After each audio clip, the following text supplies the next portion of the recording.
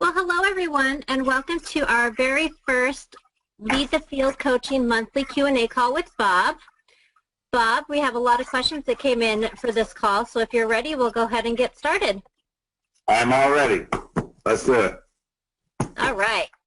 So our first question is from Efren, and he says, what is your understanding of a person's innate abilities and talents? A person's innate abilities and talents. Well, I think we've got all kinds of this locked up within us. First of all, I think every one of us are hardwired to do something. That's why it's so important that we discover our purpose in life, because I think that's where it's going to go. First of all, you won't want to do something that you're not capable of doing. The fact that you want to do it is an indication that you've got the ability to do it. You wouldn't want to do it if you didn't have it. So we've got tremendous power, tremendous talent, tremendous ability locked up within us. Now, until I was 26, I would not have agreed with that, because I had very low self-esteem. I had no formal education. I had no business experience. And I just believed that I was destined to work very hard for nothing all my life. I really believed it. And then I got into studying this material, and I started to wake up. Now, I just became aware of something that I had. I already had it. I just wasn't aware of it. So I think a person's innate abilities and talents are locked up within them, but they'll never come to the surface unless you're going after something really big that you want. Okay? Okay. Do I know who mentored Earl? Yeah. No, I don't. Earl was mentored by a number of great authors. I know that Troward was one of his mentors, and he got me into studying Troward way back in 1968. I've never stopped. Okay? All right. Next question's from Lynn.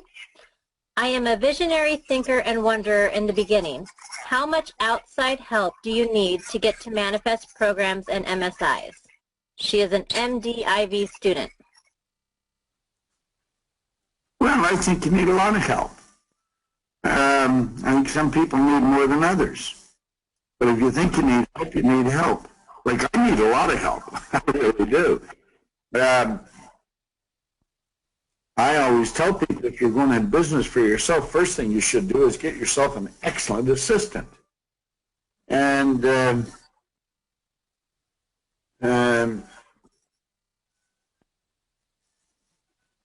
if you're trying to do everything on your own, you probably won't get much done. And I think the trick is delegation. I've got a tremendous team of people around to help me. And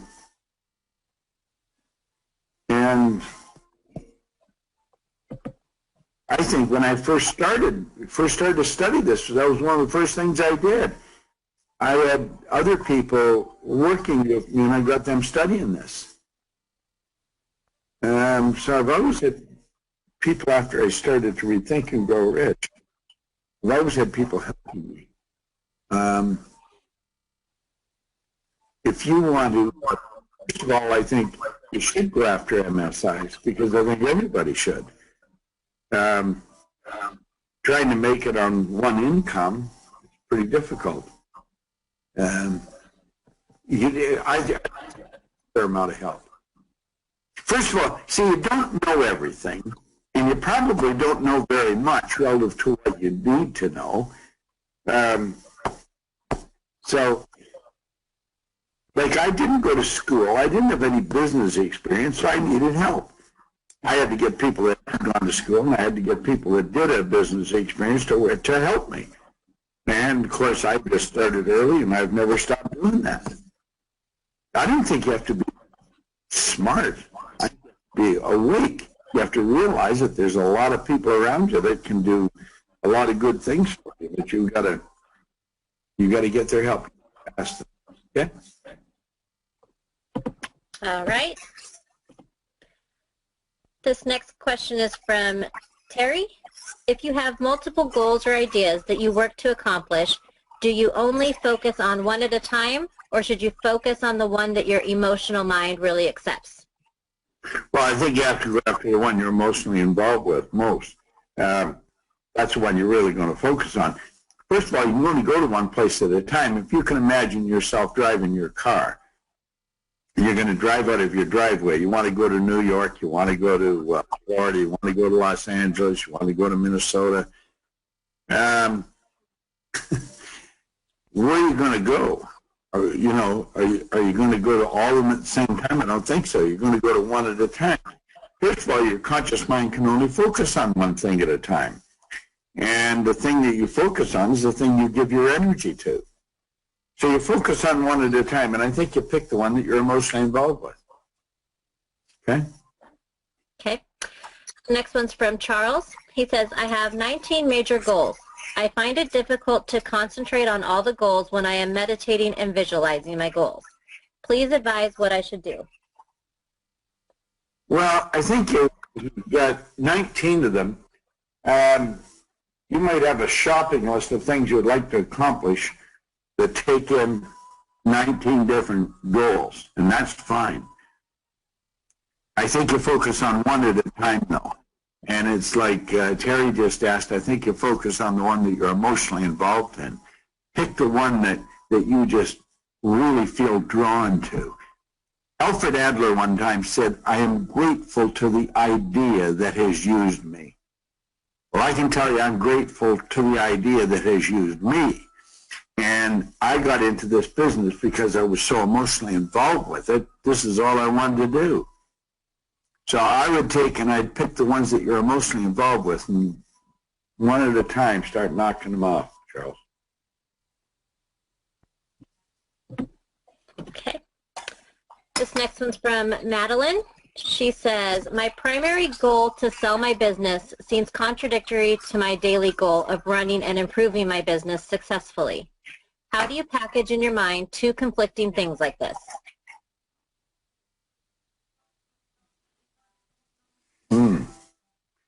Read that again. My primary goal to sell my business seems contradictory to my daily goal of running and improving my business successfully. How do you package in your mind two conflicting things like this? Well, they're not conflicting. First of all, they shouldn't be conflicting. If you're going to sell the business, you want the business to be running as well as it can possibly run and as profitably as possible. Otherwise, people are not going to want to buy it. But you're working towards an exit idea. Like you have an exit strategy. You're going to sell your business.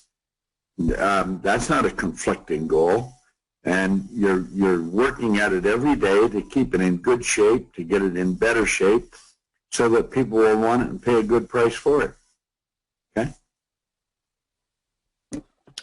Next one's from... help you reach your goal. Okay. Very good. Next one's from Charles. My daughter is 29 years old. She's single and has a university education. She has left her future up to destiny. Which of your programs do you suggest would be the best to start with? I think Lead the Field would be perfect for her. The Lead the Field program is a very comprehensive program. But she might not want any of the programs. See, you might want it for her. She's got to want it for her. So I think if you explain that this program will really help you zero in on what you want, you'll sell the benefits of the program to her. I would talk to her possibly about taking a look at the Lead the Field program, because I think it would help her a lot. Okay. Okay. All right, next question's from Derek. Do you have any advice to determine the specific expertise in the field someone wants to do? Do you have any advice to determine the specific expertise? Well, if you want to do something, you really want to do something,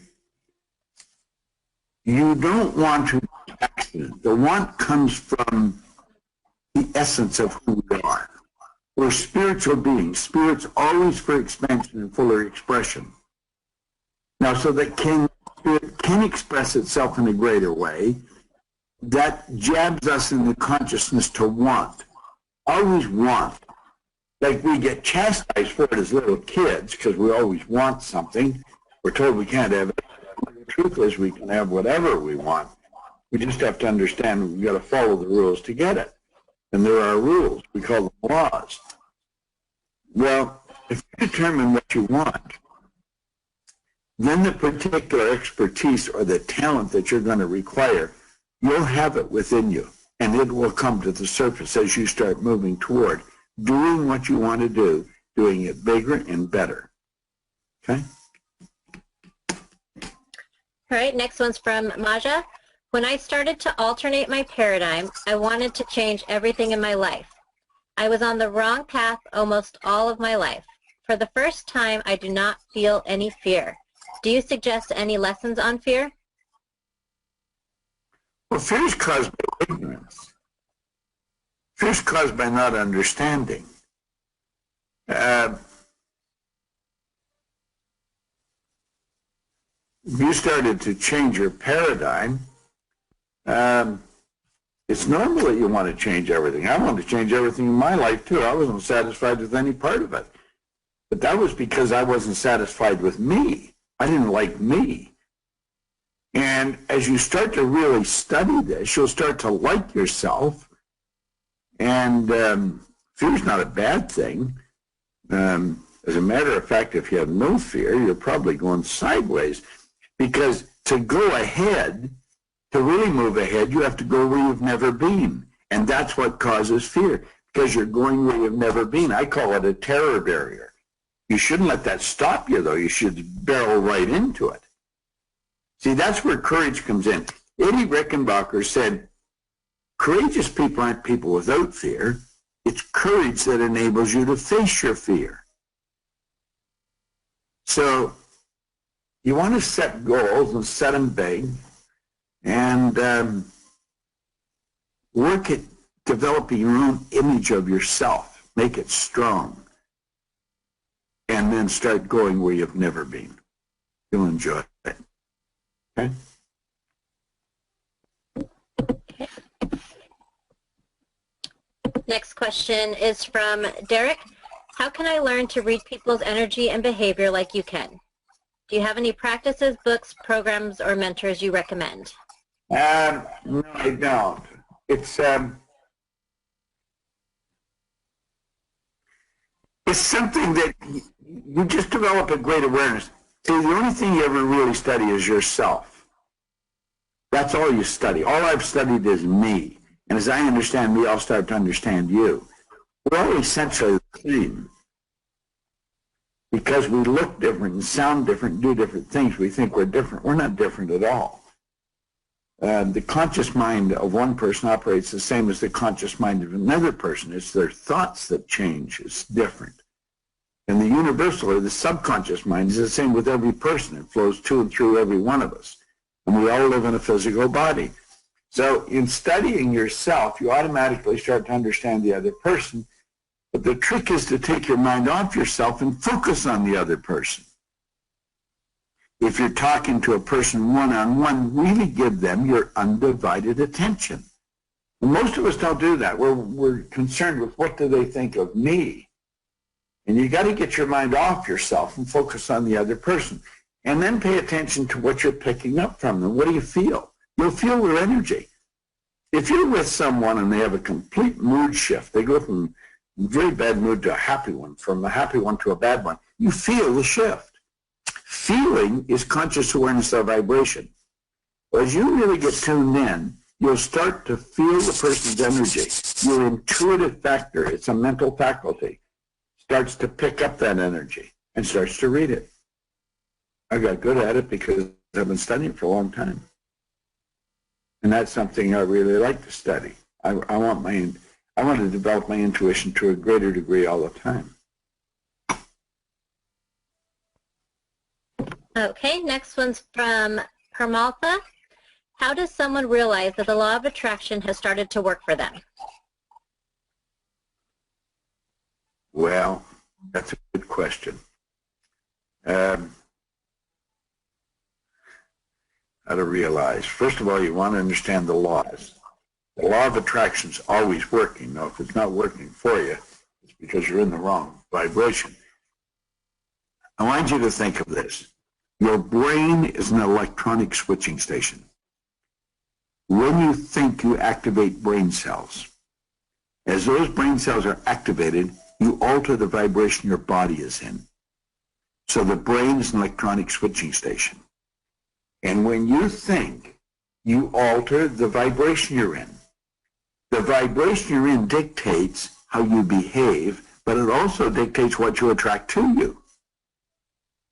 If you can think of a phone, if I had your phone number on my phone, I could take a picture of something and I could send it to you, and simultaneously with me sending it, you'd have it.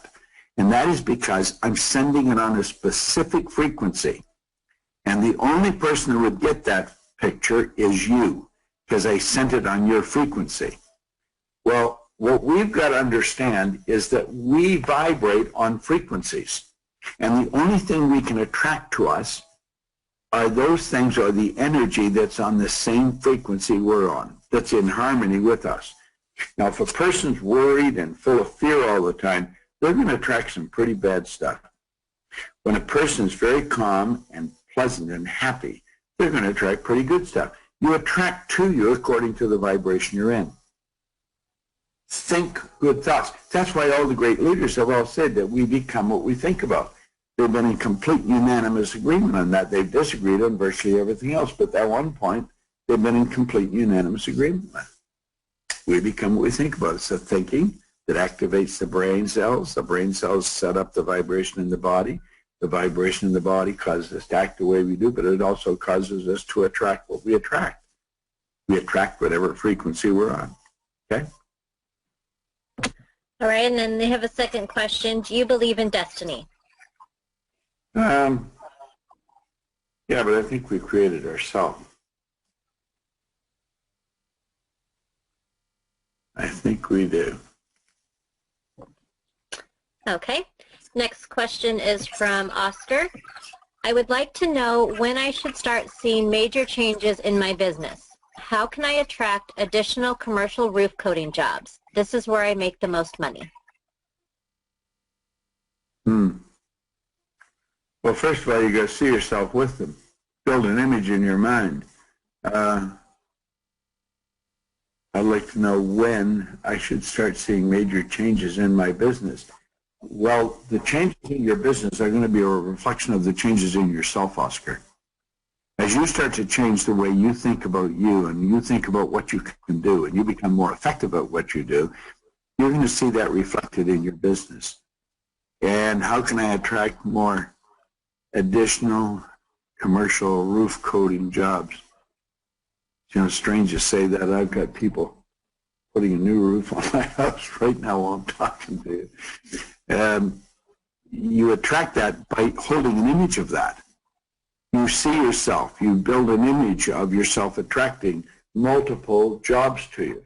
You've really got to see it. You got to see it. You got to see it happening. And you know, the law of attraction is always working. You got to get in harmony with that.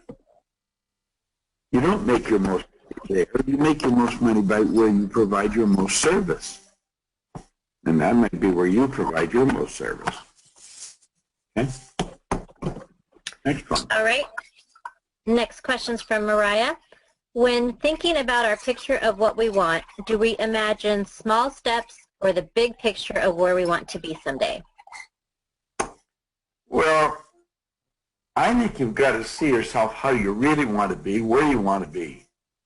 And it's not someday, it's always now. See, all you ever have is now. You ask yourself two questions. Where am I? What time is it? I don't care where you are or when you ask. You're always going to get the same answer. I'm here. It's now. This is all we've got. This is it. Okay? So start seeing yourself where you want to be now. build the picture of where you want to be right now. Okay? Okay, next question is from Jackie. She says, I love the course. I am reading Your Invisible Power by Genevieve Baran. She says that we need to keep our vision and desires a secret because at the moment we speak it, our power is weakened. What are your thoughts? Well, I don't necessarily agree with her. And I'm very familiar with that. I know she says that. She says, don't tell anybody. I don't necessarily agree with that. First of all, I don't think you broadcast it to everybody. The second you start telling people what you're going to do, if it's beyond their mental capacity to see it, if they think they can't do it, they'll think you can't do it. And they're going to give you bad energy. You should share your goal, I think, only with people that you know are going to be sympathetic to your way of thinking, that are going to help you, that are going to support you. Now, you don't have a lot of people around you like that. First of all, I don't mix with a lot of people. I'm around a lot of people in seminars all the time. But on a personal level, I don't mix with a lot of people, just a few. I mix with people that I believe can add to the quality of my life in whatever area. And they're the only people that I would want to share my goals with. Because you want a positive support. You don't want any negative. Okay? Next. All right, next question is from Laura. She says, how do I identify the paradigms that hold me back? If I start my day at 6 a.m., what would be the best routine to follow? Should I do my gratitude list and connect with my higher soul and send love? Do you have any ideas to improve what I do?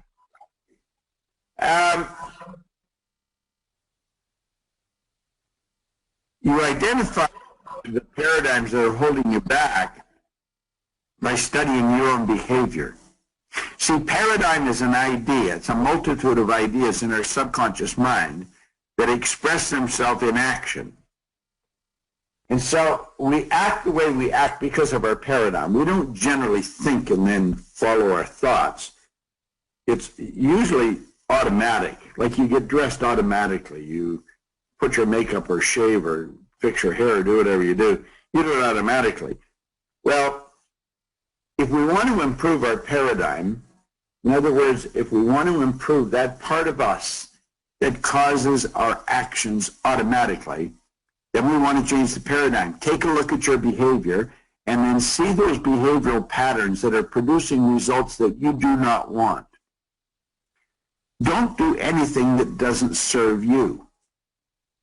So when you see the things that are doing, that are the actions that are causing you to do things that you don't want to do, they're the ones you want to start to change. And how do you change them? You change them by start getting involved in an activity that's the polar opposite to that. Let's suppose you sleep in. Well, the polar opposite activity was stop sleeping in, get up an hour early and study or something.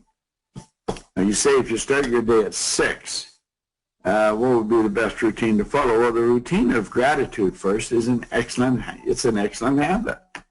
It makes sense because it does hook you into your higher power. And it plugs you into everything, the essence of who you are. So that's a great place to start. Do I have ideas improving what you do? No, because I don't know what you're doing. But I do know that if you're studying this program, that's going to help you improve what you're doing. Because it's going to cause you to look at what you're doing, how you're doing it. Can you do it bigger? Can you do it better? Can you do it faster? Can you do it with less effort? You probably can. And that's in everything that you do. Okay? Okay. Next one is from Devin. What are some of your multiple sources of income and how do you become aware of them in order to pursue them? Well, every product I create is a source of income. I have all kinds of sources of income. I don't even look after them. We have a staff of people who look after them. You can create sources of income. You can develop An affiliate program, you can create sources of income. There's all kinds of business opportunities that we put out. There's one that we have out with Morrison's right now. It's a great source of income where you sell stuff on Amazon, and like there's any number of them.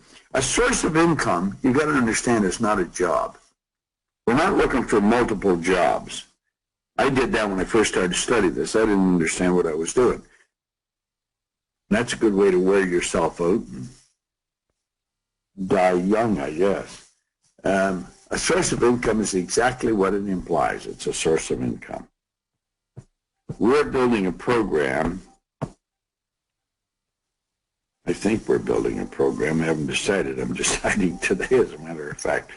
But we're going to teach people to set up MSI. It's going to be a fairly expensive program.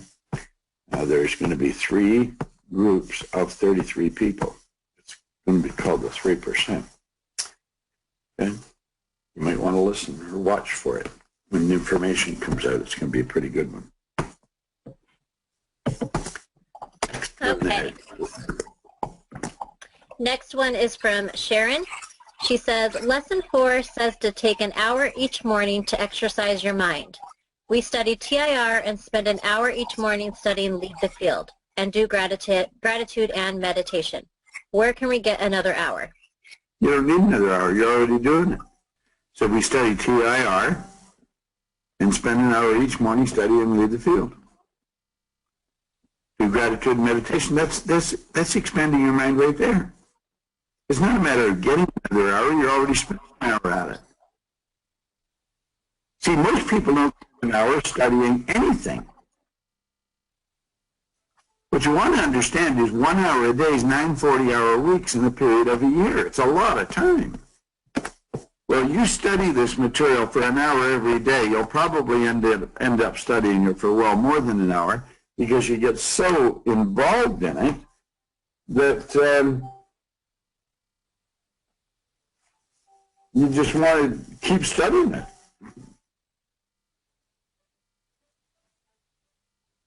Okay? All right. Next one is from Lorraine.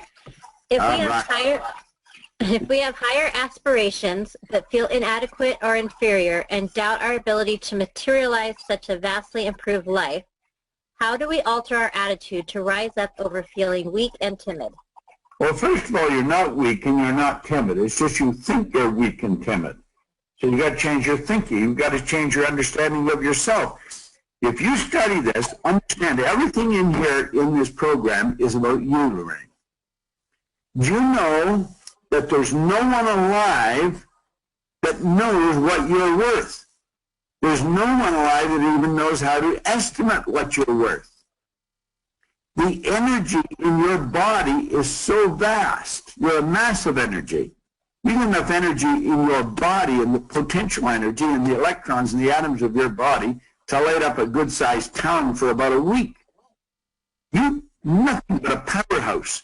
Now, if you've got the wrong ideas about yourself somewhere in your little life, when you were just an infant, you got some wrong ideas planted in your subconscious mind. And that is called a self-image. And you want to start really paying attention. There's a great book called Psycho-Cybernetics. It's the psyche cybernetics. Cybernetics is the science of control and communication in the animal and some machines. Well, Maxwell Maltz, who was a cosmetic surgeon, he would do operations on people that would alter their appearance, and they may remove a very nasty scar. And sometimes he found out not only was there a great improvement in their physical appearance, there was a great improvement in them psychologically. But he said that didn't always happen. Sometimes, regardless of how great the physical change was, there was no psychological change. And so that led him to postulate that we've got a couple of images. You've got an image that's staring back at the mirror for you, Lorraine. And then you've got another one that's inside of you that sees you a certain way. Now, I used to be very timid and shy. soon after I started to study this. And I knew it. I studied it, and I knew it very well, but I was too shy or too timid to stand up in front of people and talk about it. And in this very first lesson, Earl Nightingale says that right here we come to a rather strange fact that we have a tendency to minimize the things we can do, the goals we can accomplish, and for some strange reason, we think other people can do things we can't. Now, I must have heard that at least 1,000 times, if not 5 or 10,000. And I was in the back of a room at the O'Hare Hyatt Hotel in the ballroom, and Bill Gove was in the front of the room. He was one of the greatest speakers in the world at the time. And he had the audience just eating out of the palm of his hand. He was so good. And I was in the corner, and I was fascinated, and I thought, my God, this guy is so good. If only I could do that. And then all of a sudden, the record of Earl Nightingale started to play in my head. Now, right here, come across a strange fact. We have a tendency to think other people can do things we cannot. And then all of a sudden it dawned on me, geez, that's what Earl's talking about. So I made up my mind. I was not only going to learn how to do what Bill Gove was doing, I was going to get him to teach me. And you know, oddly enough, I did. The last speech that man ever made before he died was, he did it for me at a seminar I was running. And you've got tremendous talent within you. Don't let these feelings of timidity and weakness grow. You just start telling yourself, I'm so happy and grateful now that I realize what a powerful human being I am and that I can do great work. And keep telling yourself that. Keep saying it over and over. Turn it into a song and sing it to yourself. And keep studying this. You write out the way you would like to see yourself, Lorraine, but write it in the present tense. You don't say someday. No, you say, I am so happy and grateful now that I am. I am a powerful force for good. And I just have a ton of confidence. Everywhere I go, I improve everything I touch. And everyone I come in contact with, I leave with the impression of increase. Okay? You get a good idea going about you. Present tense. Next one there. All right, next one's from Jennifer, and she has 2 questions. The first one, when we are going for a major goal, should we be focused on the end result, or should we be focused first on the steps we know we have to achieve to get there? Which should be on the goal card? Should we be focused on knowing how to get where we are going, or to let things happen as they come? Sometimes there are conflicting ideas on this topic throughout the reading. Well, you focus on the end result. You see where you're going. Treat it like a trip you're going on. And every now and then you look and see the street and then look at the map and see where you're going. In fact, the business I was in before I got in this business, I would go into different cities and open an office. And I would, no trouble at all. We didn't have any GPS or nothing like that. I would get a great big piece of cardboard and I'd get a city map, a map of the city, and I'd put it on the cardboard. And I'd put red pins in it every morning where I was going. And then I'd start driving in that direction, south, north, whichever way it was. And when I figured I was getting close, then I'd get out the street directory and I'd take a look and see where I was, and then take another look and see where I was going. That's pretty well the way you go after goals. You pay attention to what you're doing. But why are you doing it? You're doing it to get to what's written on the card. So you've got a target. Everybody's got their own summit. They've got the top of the mountain that they're going to. But you got to get to base camp first. So focus on what you're doing and do it as well as you can. Make certain that you're always moving towards the goal. Okay? Okay. All right, so those are all of the questions that we had come in ahead of time. I think you missed the second part of that last one. No, it was part of the first one. Oh, okay. Sorry. So do you want to open it up to people on the call to submit some questions? Why not? Okay. So let's see here. This one's from Lynn. She says, I am counseling and wonder if the lead the field coaching can lead into coaching for Bob. I'm not sure if I understand that. I am counseling and wonder if the lead the field coaching can lead into coaching for Bob. Maybe she means leading into doing Bob Proctor coaching?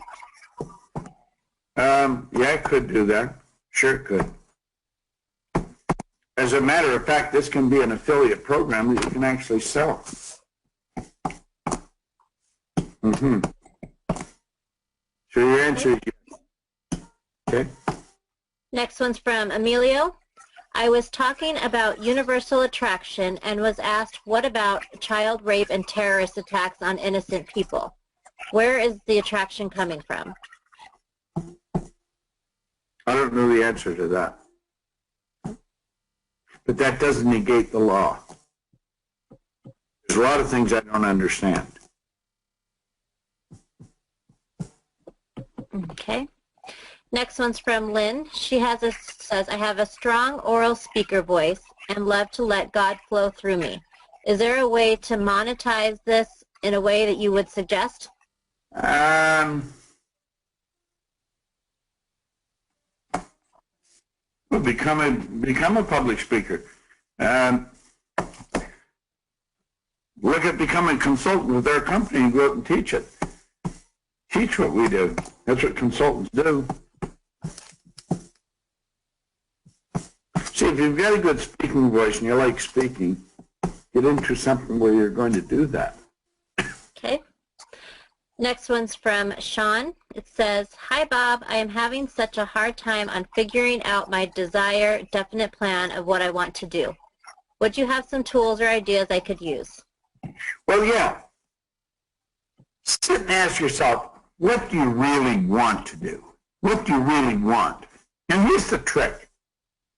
Generally, an answer will come to you, but you have no idea how it's going to happen, so we reject it.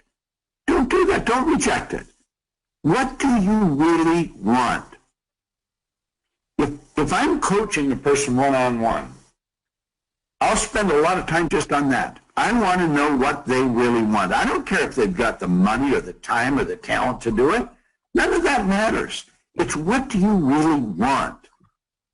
Because when you figure out what you really want, I guarantee you, you'll always develop what you need to get it. That's the trick. Totally relax. Say, what do I really want? And then say, no, I can get it. I just don't know how, but I'm going to start going after it. I'm going to hold an image of it in my mind. Okay? Okay. Next one is from Benekatis. Sorry about that. Bob, I have completely agreed and experienced so many successful visualizations in my life. Houses, marriage, and some money. Now I am seeking on financial freedom and time freedom, which will manifest on this Christmas. As I visualize, tell me any tips which make me more prosperous. Well, that idea just has to consume all of you and your subconscious mind. You have to live like that.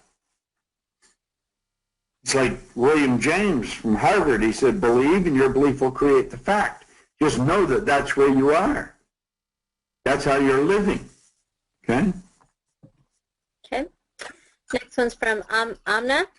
How do I know if my frequency is high or low? Go by your feelings. If you're feeling just sort of a little down and tired, you're on low frequency. And you feel really pumped and you're jazzed and geez, you just feel great about everything. Everything looks good. You're on a higher frequency. Frequency is a word we use to describe a level of vibration. Well, you vibrate, and you vibrate on frequencies. High frequency is referred to in feeling. I feel really good. A low frequency is referred to in feeling. I don't feel very good. So generally, if you feel bad or you feel down, What you've got to do is change the vibration you're in. And you do that through thinking, getting involved in doing something. Do something for somebody else. That'll generally move you into a pretty good vibration. Okay. Next one is from Lynn. She says, I had a win and wanted to share it with Bob. At the paradigm shift, I took his suggestion about having a partner. I was with him 24/7. I share this as within 3 weeks I have a partner now, and it was truly amazing after 10 years alone. I wished he would take me sailing, etc. He lives on a sailboat. So thank you. It has been a blessing. That's so good. Congratulations. That's nice. Right. Next one is from Tasha. It says, in Lead the Field, Greener Pastures says to focus on making my business world better. But I do not want to be in my business anymore. I have other things I want to do in my life. Do I still focus on making my pasture greener, or can I move on? Move on. Do what you want to do. Go where you want to go. Be the person you want to be. And you don't need anybody's approval. You don't need anybody's permission. If you want to do something, do it. Step out. Be bold. Be brave. Go where you want to go. Do what you want to do. Okay. Next one's from Hildy. Do you believe in working hard? When I study the stick person, what I believe it really is to work on changing the vibration and then allowing everything to come to you. Ideas, people, and then act on them. What are your thoughts on that, Bob? I agree with you. You see, you really got to qualify this thing, do I believe in working hard? No, I don't. But I'm always busy. You don't find me laying around doing nothing very often. I've always got a pretty stiff agenda that I'm working on. The idea of working hard, I'm watching the guys take the shingles off the roof of my house. These guys are working hard. I can remember when I used to work like that. I don't want to work like that anymore. I don't want any part of it. I want to work at what I love to do. Then you're not working at all. And that's really where I think the trick is. When you're doing what you love, you'll never have to work again. Okay? Okay. Next question. How do we know the difference between relaxing and having fun and going off track and off purpose? Shall we give up all fun activities to pursue our goals? Read that again. How do we know the difference between relaxing and having fun and going off track and off purpose? Shall we give up all fun activities to pursue our goals? Oh, no. No, you shouldn't. But understand fun is short-lived and it's shallow. You want to be happy. Having fun it's okay. But it doesn't last long. As I say, it's short-lived and it's shallow. You want to get out into the deep. Most people live like minnows in the shallows. They want to get out into the deep. They want to be happy. And you're going to be happy when you're doing what you love to do. Okay? Okay. Next question is from Sharon. My C goal has parts which I have no idea how to do. I have meditated, asked for guidance, but the details I seem do not appear to me. Any suggestions? Read it again, I'm sorry. Sorry. My C goal has parts which I have no idea how to do. I have meditated, asked for guidance, but the details I seem to need do not appear to me. Any suggestions? Well, they haven't appeared yet. That doesn't mean they're not going to appear. You know, the absence of evidence is not evidence of absence. You're dealing with an unseen force. And just because you're imaging it doesn't mean that the whole thing unfolds in front of you right away.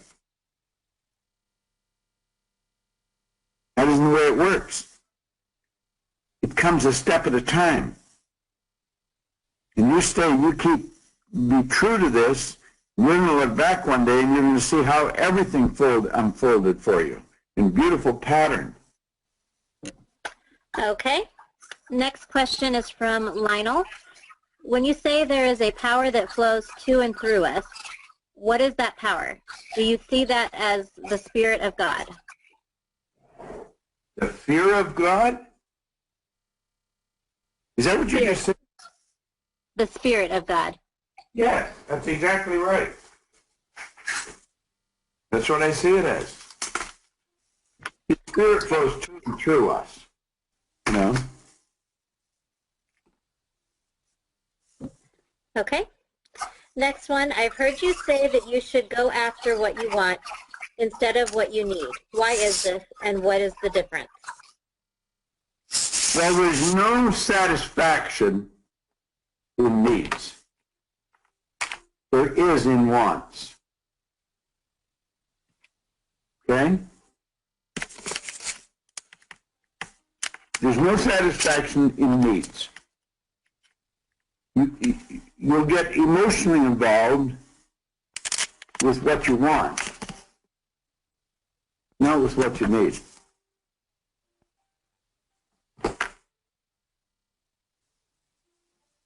That's the difference. Okay.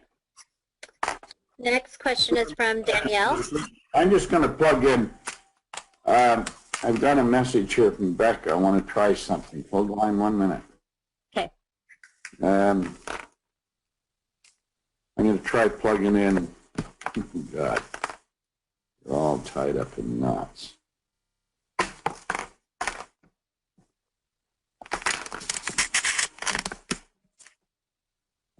Can you hear me then? Yes. Okay. Becca, you can check and see if this is any better. I've got it headset in now. Okay. The next question's from Danielle. Says, hi, Bob. Thank you in advance for your help. When writing out a definite plan for my goal, how do you recommend we write out the plan? Is there a format that you recommend? What does the plan look like, or the structure of the plan? Does it matter?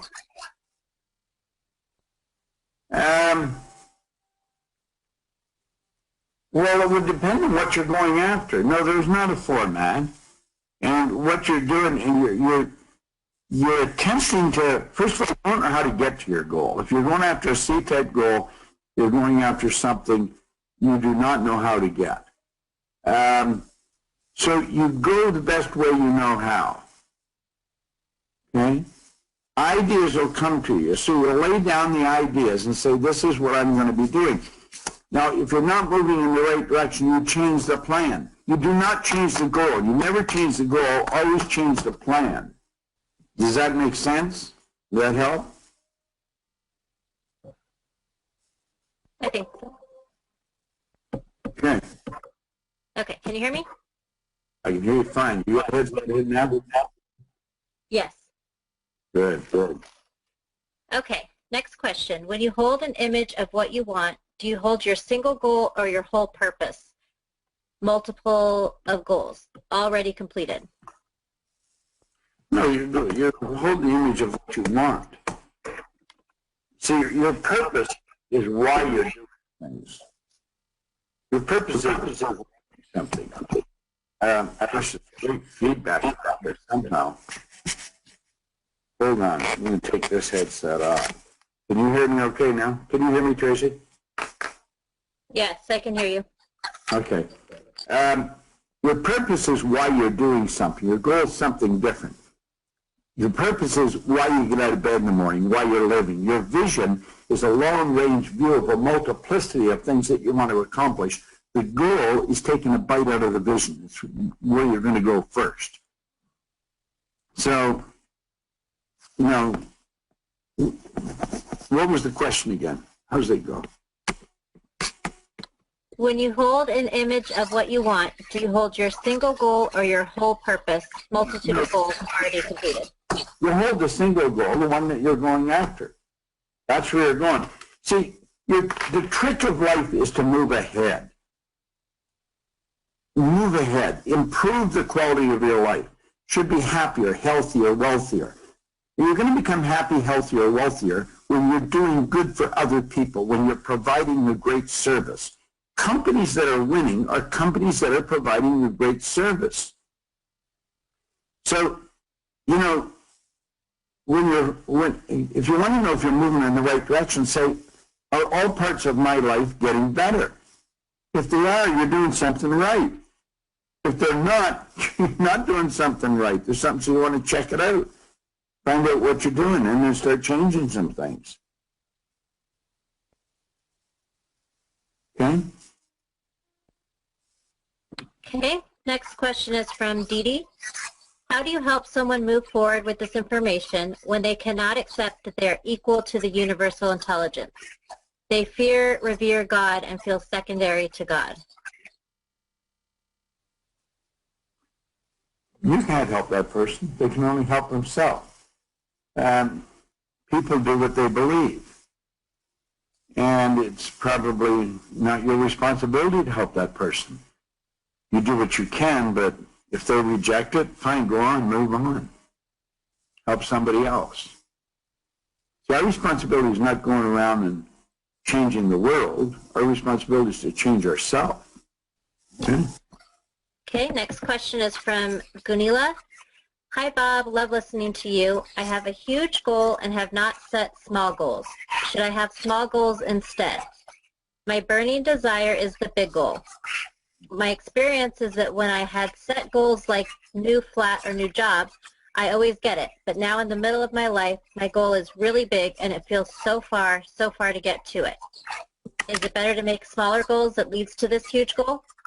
No, go after the thing that you really want. If that's what runs your stomach, that gets you excited, gets you turned on, that's what you should be going after.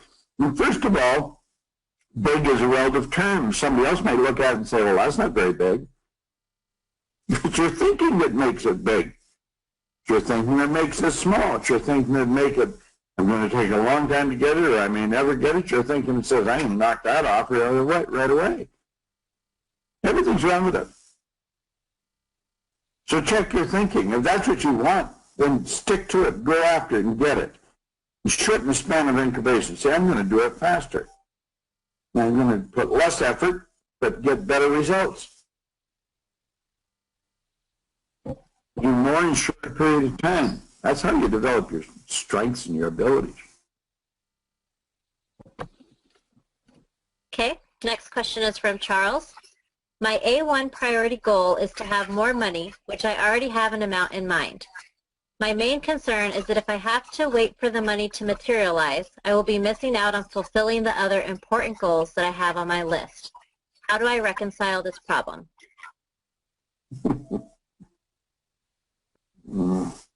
Sounds a little confusing to me. Well, the other goals on your list are going to come to you, if it's greater good, it's going to come to you by providing greater good. You've got to understand money is reward received for service rendered.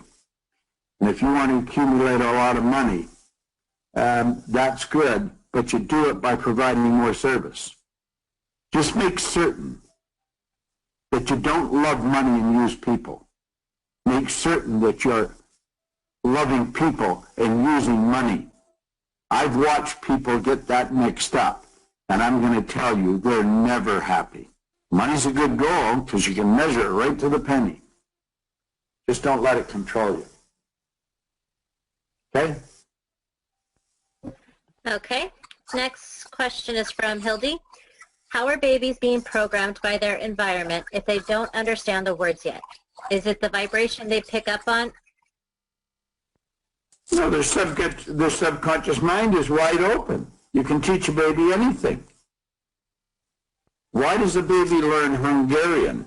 Because they're subjected to people that speak Hungarian. They're probably in Hungary. You go to some parts of the world. I worked over in Kuala Lumpur for a long time. And I had an associate over there that had a little boy at 4 years old. The little boy could speak 4 languages fluently. How does a kid learn 4 languages by the time they're 4? Because they're around people that are speaking 4 languages. Make sense? Makes sense. It's whatever's going on around the child in their early life. That's when they're just infants. It goes right into the child's subconscious mind. Almost all welfare recipients are third, fourth, fifth generation welfare recipients. And that is because they grow up in that environment. Carl Menninger said environment is more important than heredity.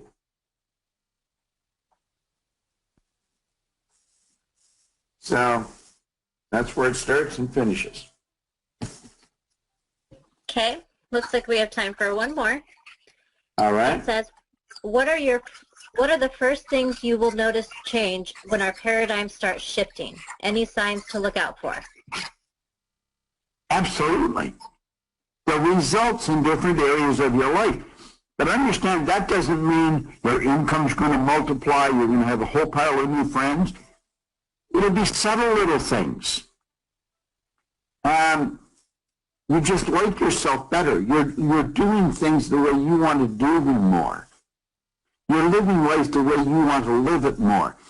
You see, the paradigm is a program in your subconscious mind. It starts out as genetic. In other words, all mom's DNA and all dad's DNA is programmed into you. You've got to understand where they got it. They got it from their grandparents or their parents and grandparents. So you're the confluence of a genetic pool that goes back for quite a distance. Well, that's genetically, and then you're programmed environmentally. So up until you're 4 or 5, you're nothing just but a machine that's being programmed by other people. And then you go to school, and you got to do it their way. So the programming continues. Your life, the way you live, the way you dress, is nothing but the expression of the paradigm. So as you start to change the paradigm and start living a little bit the way you want to live, mixing with the people you want to mix with, doing what you want to do, you'll notice your life change. And that's when you're really making headway. It's little things, subtle little things. The paradigm expresses itself in action. The action produces results. So you'll see it different in your actions and in your results. Okay? Perfect. All right, so that seems to be all the time we have today for this Q&A. Thank you so much, Bob, for coming on and answering everyone's questions. Well, and thank you everyone for joining. It's often a pleasure. This is the first time we've done one of these together. Yep, so they get 3 more. You're going to do another? Sure. Cool. All right, everyone. Have a good day. Thanks for joining. Thanks, Tracy. Bye-bye. Bye, Bob.